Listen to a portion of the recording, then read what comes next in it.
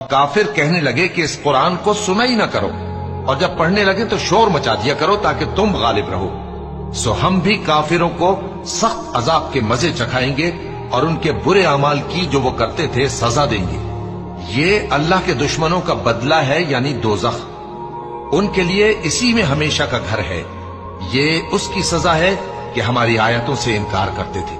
और काफिर कहेंगे कि ऐ हमारे परवरदिगार, जिन्नों और इंसानों में से जिन लोगों ने हमको गुमराह किया था उनको हमें दिखा कि हम उनको अपने पांव तले रौंद डालें ताकि वो सबसे नीचे रहें। जिन लोगों ने कहा कि हमारा परवरदिगार अल्लाह है, फिर वो उस पर कायम रहे, उन पर फरिश्ते उतरेंगे और कहेंगे कि न खौफ करो और न गमनाक हो, और बहिश्त की जिसका तुमसे वादा किया जाता है खुशी मनाओ।